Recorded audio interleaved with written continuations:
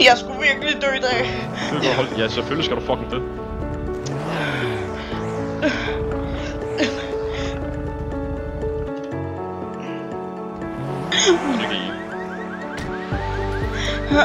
Hvor kan vi vente med ham? Jeg vil strække over ham, giv mig sige.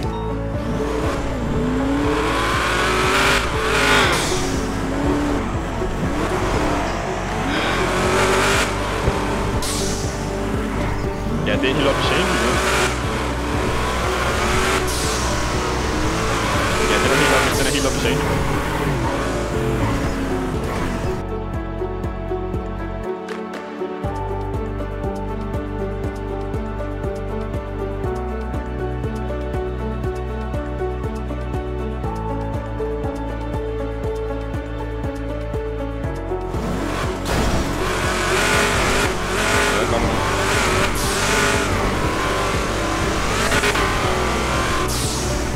Men så skal du prøve at blive en bedre forklaret.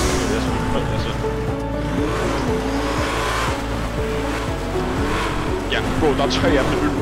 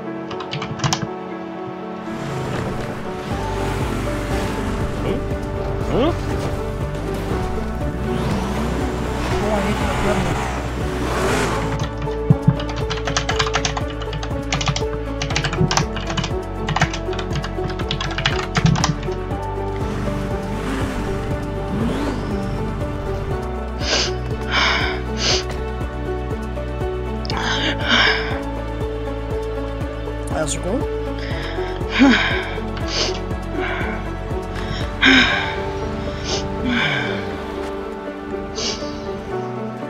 Nå, også så fedt muligt. Kom bare ind. Bare så kom.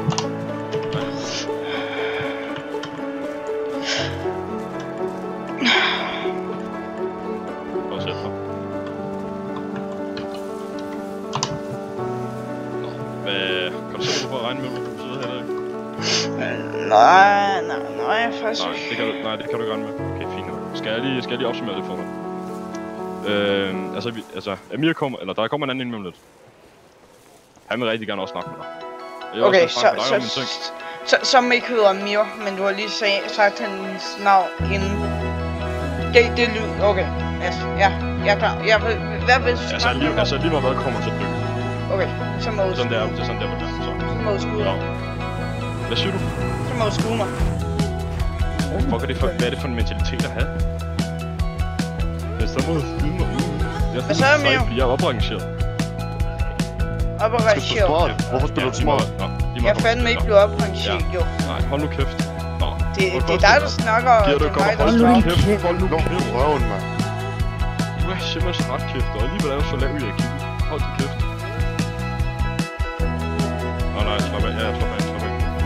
Nå, det første er, det er bare lige med mig engang. Det er for tid siden, fordi at nu kan man ikke få fat i dig, fordi hver gang vi prøver at jagte dig, så gemmer du dig om PD.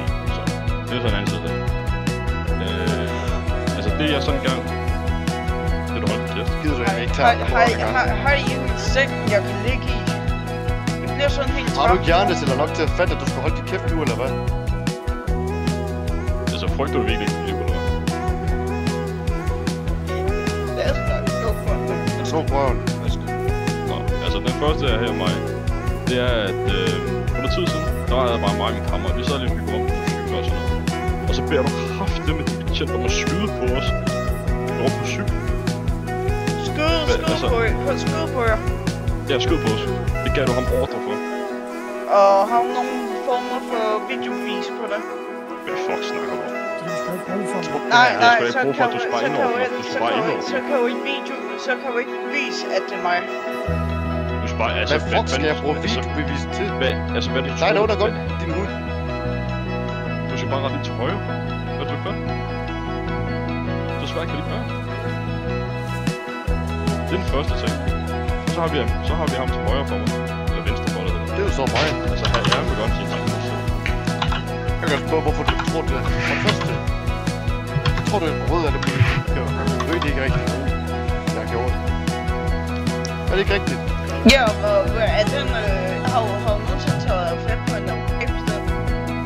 Sådan. Nej, så du kunne have Hvorfor taget tager den. du overhovedet? Du ved overhovedet ikke noget. Du tager en helt tilfældig person. Du kunne tage den i retten. Lad mig snakke. Lad mig snakke. Du tager en helt tilfældig person, du ikke ved har gjort noget. Er du dum? En politimand går ikke ud på gaden og stiger en tilfældig mand. Så tag fat i din advokat, hvis du ikke vil i fængsel. Er du dum? Men ja, altså så må du da stå frem i en retssag eller på en advokat. Nej, jeg tror ikke, du fatter det. Hvad er det, han ikke fatter? Går politiet på gaden og tager en tilfældig mand? Nej, altså det vil jeg nu ikke helt sige, man gør, men... Tilfældig mand. Hvis jeg kan selv kigge på min tablet, så kan jeg se lige præcis, hvornår der er blevet lagt efterlysning på dig. Og det vil jo ikke være en efterlysning for mig. Du ved simpelthen, det lige det ham eller hvad? Det ved jeg da ikke. Jeg ved ikke, hvad min betjente ligger efter. Det var dig, der tog ham. Ja, det var mig, der tog ham, men der er kommet en efterlysning. Hvordan vidste du det ham? Ja, for der står... Jeg vil høre, hvad du har at sige. Sig det, du siger. Efterlysning. Hvad med den efterlysning? Du skal ikke rejse dig. Nej, så skal han da være med at rykke på mig. Jeg går ind, når jeg kigger på min tablet, der står der, hvem der har efterlyst ham. Og det er faktisk ikke tit, det er mig, der har efterlyst dem. Ja, der har det været en anden betjent, der har efterlyst ham. Og så slår jeg faktisk hans nummerplade op, hvor der står, at den er mere på. Og så tager jeg ham for efterlysning, for jeg stoler på, at mine betjente har styr på. Min nummer? Okay, for det første, jeg har lavet de røverier. Men det har du ikke vidst på noget. Er du med? Og for det andet, så er min køretøj aldrig blevet brugt til det. Hvad er det, du snakker om med bevis? Jeg ved ikke, om mine betjente har bevis på, om det er dig, men jeg må stole på mine betjente. Men det er jo løgn, det du siger, fordi min nummerplade har aldrig været der. De har ikke kunnet slå min nummerplade op. Jamen, så ved jeg ikke, hvorfor de har lagt en efterlysning på dig. Det må jo gå videre til mine betjente og... Jeg er da ligeglad. Altså, du må sgu da vide, hvad dine betjente går og laver, når du siger dine Nej, betjente. ja, det er også mine betjente, men der er rigtig mange af de betjente, der har sagt op for nyligt. Og jeg kan jo ikke huske en måned, eller hvad langt du siger, det er fra. Jamen, det er sgu også svært at snakke med, hvorfor på det tidspunkt faktisk sker, for du gemmer dig altid på PD. Det er derfor, det trukket så langt ud, det her. Ja, der er ikke så meget at sige til den, for du ved, jeg er ret. Jeg synes sgu, det er nogle flotte våben, I har. Ja, det ved jeg også godt selv. Ja, selvfølgelig ved du det. Men hvad har du det? De her flotte våben over. Og så har jeg også en anden ting. Må jeg ikke bare lige trække vejret et sekund, inden jeg skal dø? Hold din kæft. Jo, jeg vil bare gerne lige trække vejret. Hold din kæft. Au, for helvede! Ja. Jeg ved godt lade mig græde. Hold nu kæft.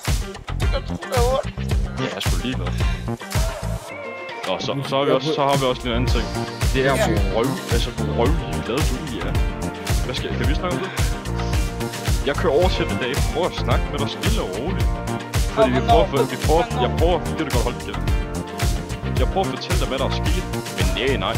Du stiller op i hovedet på mig, mens jeg er på rodecykel, og står og peger en fingerref i hovedet. Ja, fordi jeg står, når han lå kæft, og står og siger til mig, jeg har en klasse 3-våben i hånden, du skal køre væk, jeg prøver at snakke til dig helt stille og roligt. Jamen, du og siger, at jeg det du står med afbrud. Jeg skal nok sige til dig, når det er dig, der skal snakke. Snakker til dig helt stille og roligt. Han tror, han er legende. Siger til dig, jeg skulle til at sige til dig, hvad der var i gang med at foregik, så måske have en indforståelse med, hvorfor du blev skudt.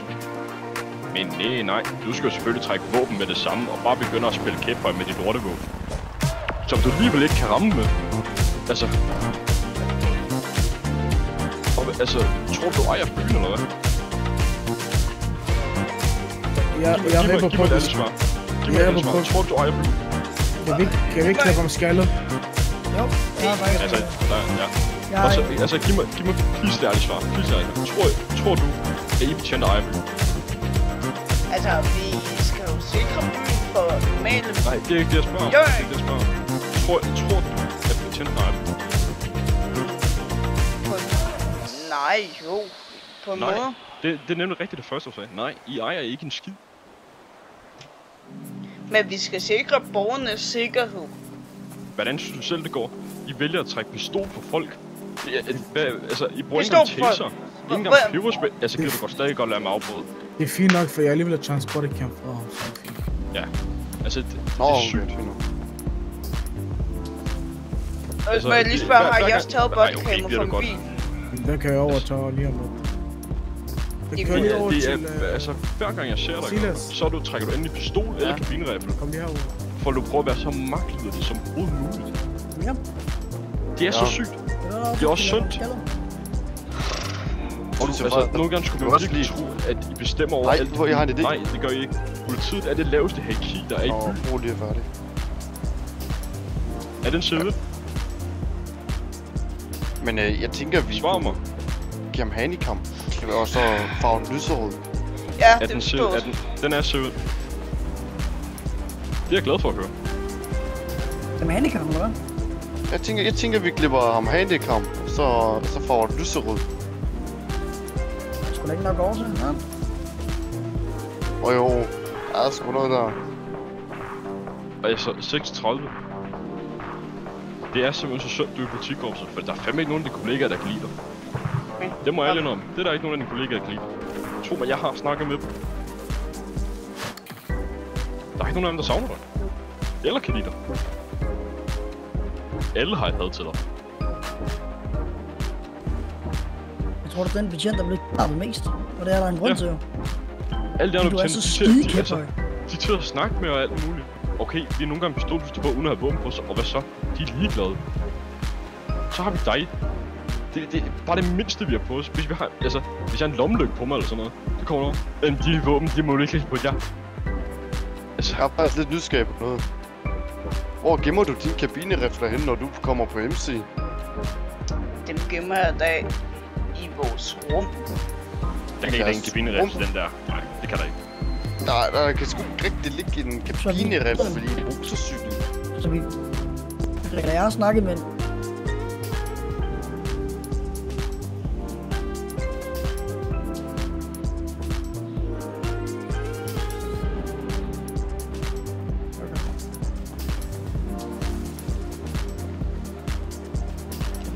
Nå.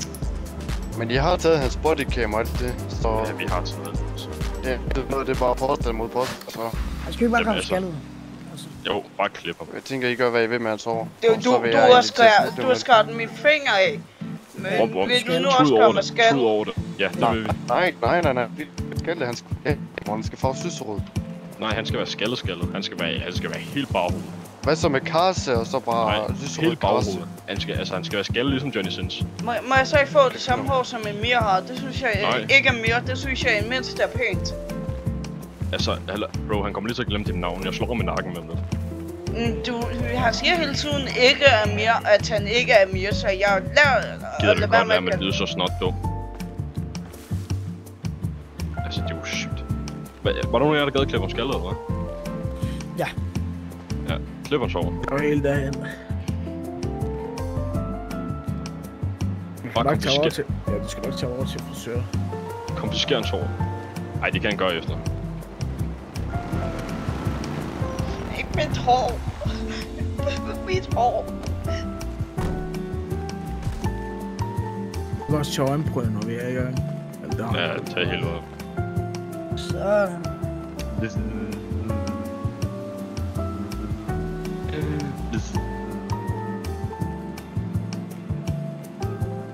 Ja, frisk Okay, cake. er det rigtigt?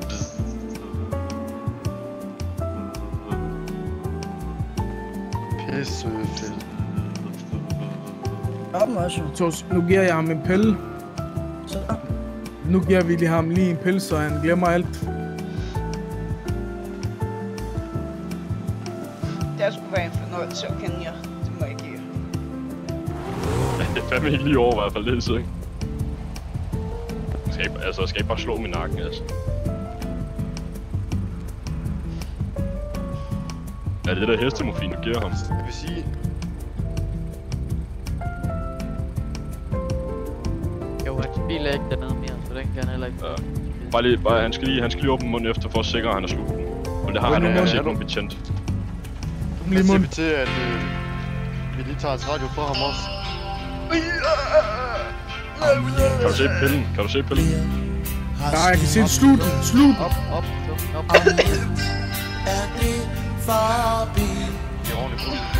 Fik du set det, du ville?